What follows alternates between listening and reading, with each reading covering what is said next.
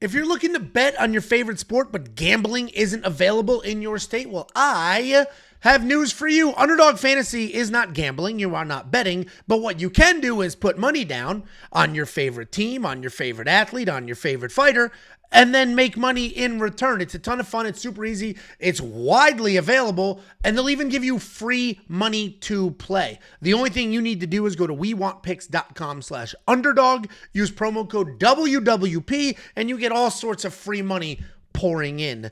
The best part about Underdog Fantasy is it's fantasy. Keyword, it is daily fantasy. So you can come in here and you can say, this fighter will win by knockout. This fighter will land this many punches. And you put a few of them together and you make a bunch of money. So it's not gambling because you have to put two together. That is the legalities of it all. If you do two things, it's fantasy. It requires skill. If you just do one, that's gambling, not legal. I'm no lawyer. I'm not a politician, but I do know Underdog Fantasy is a ton of fun. It is super flexible. It is super easy. And we cash way more often than we don't. Get the free money. WeWantPicks.com/underdog. I'm going to sit here and focus very specifically on UFC Paris this weekend. But if you look across the top, we have lady basketball. We have tennis. We've got soccer. We've got football because football is back. And you just come in here, you say higher or lower than the numbers you see, and you make a bunch. Very straightforward. So let's go ahead and build our entry for UFC Paris. But again, if you like the other sports, you can do the other sports. You can mix and match sports. Wildly flexible. Get the free money. WeWantPicks.com/underdog. Let's focus on the fist fights. Right off the rip, I'm liking some of these Nasruddin Imavov lines, specifically the lower on a finish. I don't see Imavov finishing Kyle Borralho.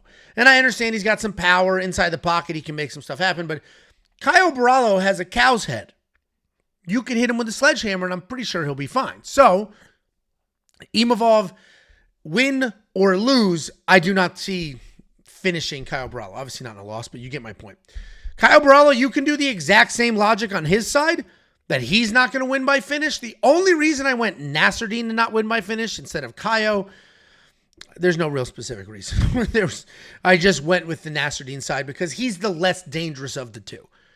Now, Kaio isn't exactly running around finishing people left and right, but he does have a grappling upside if he does end up on the ground the majority of this fight. So, Nasruddin, lower on half a finish there. If you do think Kaio could potentially get finished, then do the lower on Kaio's side.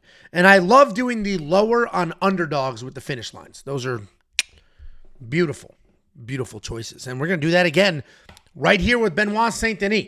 I do not see Benoit Saint-Denis finishing Mauricio Ruffi. Can he win? Of course he can. These are fistfights. I do not think he wins. I think Mauricio Ruffi is better almost everywhere and certainly way too mobile on the feet, way too dangerous on the feet to just be pinned down, taken down, and beaten up. Even if he is taken down a few times, I see him popping back up. I don't see Benoit winning by finish. If he does win, it's likely a wet blanket or a sketchy decision, but not by finish. So we're going to do the lower there as well. If we go to Mason Jones, there's a line here that's pretty high, but we're still going to jump on it. And it's higher than 3.5 takedowns. Mason Jones wrestles when things aren't perfect on the feet. He's a good striker, but if things are not perfect, he has wrestling and he goes to it. Borralho is a good striker, so Borralho is going to land clean a few times, which means Mason's going to wrestle his ass off. He had 8 takedowns in his last fight. 2 fights before that, he also had 8 takedowns. So we only need him to get 4. I think Borralho lands clean. Mason starts wrestling. Borralho's got a good enough get-up game to stand back up, so Mason has to do another takedown. So I think we're good with the over 3.5 takedowns, and we're going to do the flex payout option to cover us in case one of these does miss. If we work our way down, we're going to go to Paul Craig.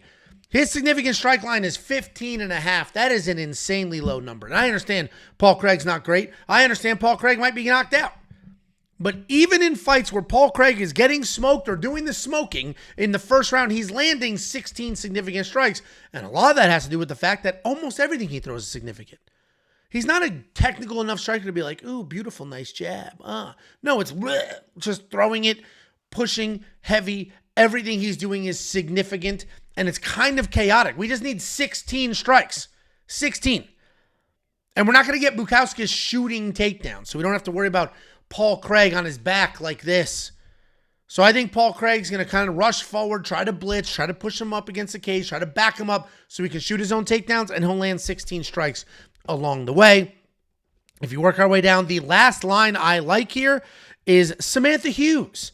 If we go to Samantha Hughes, I like the higher on her takedown line, 1.5 takedowns.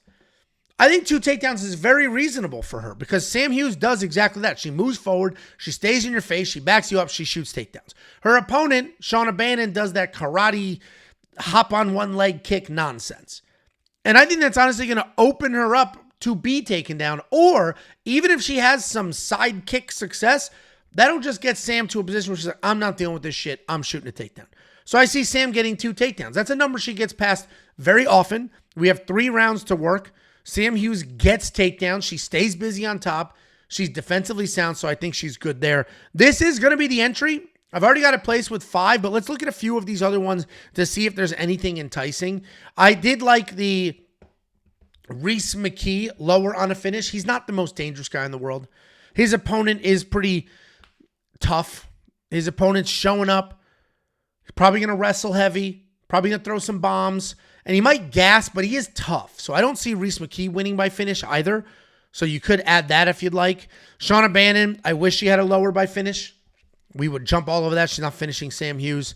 And then Brad Tavares, the lower on his finish line is great as well. So you can add that for some additional juice if you'd like. Brad Tavares is not dangerous. And Robert Bryczek, a little bit exposed in his last fight, but he's not going to get finished.